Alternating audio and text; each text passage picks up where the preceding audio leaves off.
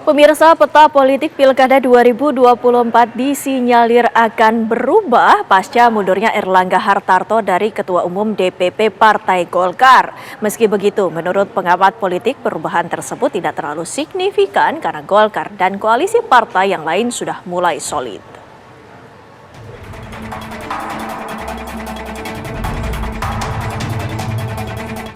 Sekretaris Jenderal PDI Perjuangan Hasto Kristianto menyatakan bahwa peta politik pemilihan kepala daerah tahun 2024 bisa berubah setelah Erlangga Hartarto mundur dari jabatannya sebagai Ketua Umum DPP Partai Golkar.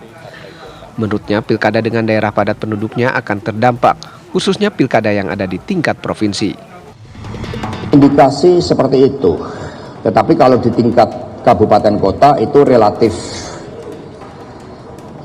konfigurasinya menunjukkan representasi dari peta politik yang ada di daerah.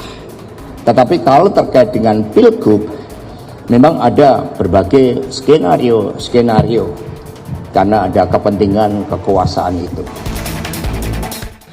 Lain halnya dengan analis politik Adi Prayitno. Menurutnya, mundurnya Erlangga Hartarto dari jabatannya sebagai Ketua Umum DPP Partai Golkar tidak akan ada perubahan signifikan.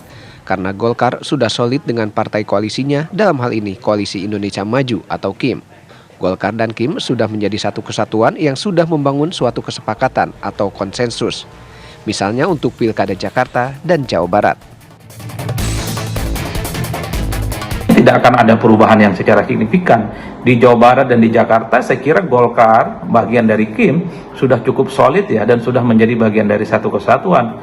Satu sisi misalnya Golkar itu sudah mendeklarasikan dukungan politiknya kepada Deddy Mulyadi untuk maju di Jawa Barat. Sementara pada saat yang bersamaan kader Golkar, Ridwan Kamil diusung untuk maju dalam Pilkada Jakarta. Dalam konteks ini rasa-rasanya tidak akan ada perubahan apapun yang akan terjadi signifikan gitu ya. Karena ini sudah merupakan konsensus dan kesepakatan politik yang per hari ini bisa dijadikan sebagai rujukan betapa Golkar dengan partai KIM yang lain khususnya dengan Gerindra sudah berbagi peran politik soal kader yang kemudian akan diusung di wilayah masing-masing.